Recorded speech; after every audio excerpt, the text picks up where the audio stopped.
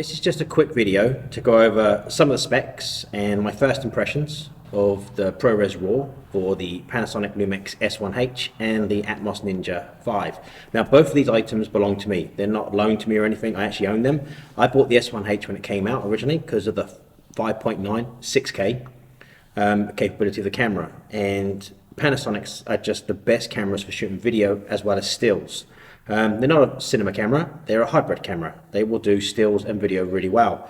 Now they've added ProRes RAW to the S1H, and that is recorded to the Atomos Ninja 5, which is on top here.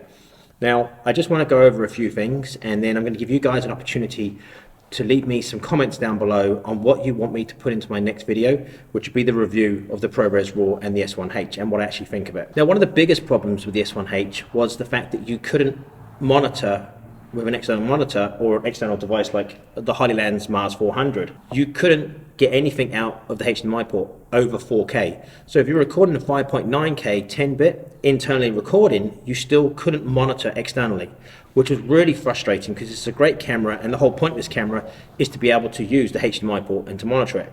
Now with the new update to the S1H, you can actually do that now.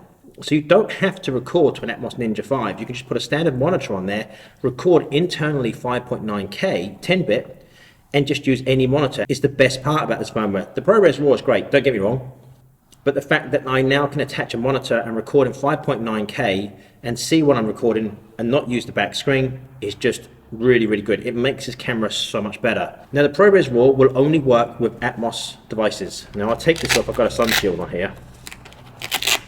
Okay. Now this whole rig is 8-sin, really, really good quality product. Now I'll talk about that in my full review video. I go over what I use with my S1H and how I've got it set up. Now you cannot record internally while you're recording RAW. It will only record to the Atomos device, and you have to record to an SSD. You can get caddies and put your own SSD in there, or I've got one of these mini SSDs. Now this is a 500 gig SSD basically. Now shooting ProRes RAW high quality 5.9K from the S1H, I get 20 minutes on here. That's it. Yeah, that shocked me quite a bit actually. I get 20 minutes of footage on 500 gigs of storage. So you have to be aware of that. This is going to be really hungry on storage, and it's very hungry on power as well. Normally I will use these smaller batteries, which are these Sony style batteries. They are an F550, whatever that is, but these are Sony style batteries. When this is recording RAW, this is really sucking the power. I must admit I was quite surprised how fast it would draw the power from the battery. So what I've been using is this device here. Now this is the smallest V-mount battery you can buy. It's a really nice battery. I've been using them for a while. This is the Nano one, and this is a special adapter which will attach to anything that takes a Sony style battery, and you can just attach this like that, and this will run this Atomos Ninja 5 and the camera for a very long time. But I will talk more about that in my upcoming video. The reason for this video is I want you guys to leave me some questions down below in the comment section. Now I only got the updates for the Atomos Ninja 5 and the S1H yesterday, and I've done a little bit of playing around and I've got some footage. Now I can't actually put a link to that footage yet because I haven't been given the go ahead from Panasonic.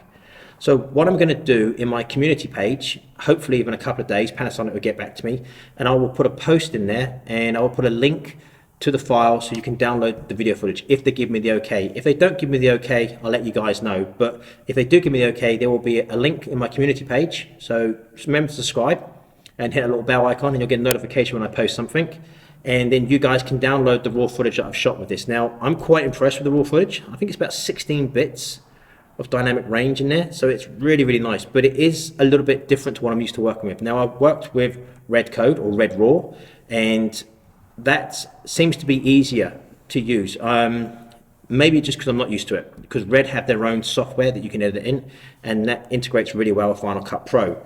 So I'll be doing some more testing with this camera. Now what I want to know from you guys is what you want to know in the review video, which hopefully will be coming in a few days or maybe a week, because I really want to put this camera through its paces and test the ProRes RAW.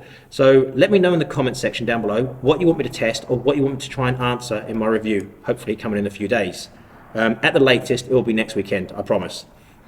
Just got a lot of things going on at the moment here, so it's just trying to catch up with everything. And this was quite a big surprise to get this so early. Panasonic New Zealand sent me an email and said there's a little surprise here for you, and I've got this amazing software update to the camera and the Atomos Ninja 5, and to be able to shoot 5.9K ProRes RAW with a camera like the S1H and with this small device like the Atomos Ninja 5, it's just amazing. People go on and on about game changer, but for the price these two cost, this is a real game changer. You're getting nearly 6K, well it is 6K to be truthful, from a camera that can shoot 24 megapixel still images really well, in-body stabilizer, lens stabilization, combined together, industry best. Leave me a comment down below on what you want to know, and I will try to include that or answer that in my next video. But I just wanted to give you guys an opportunity to ask me those questions before I do my full review. Now, if you have any questions about the cage system that I use, the power systems, the HDMI cables, anything like that, again, leave me a comment down below and I will answer that in my next video. As always, thank you so much for watching.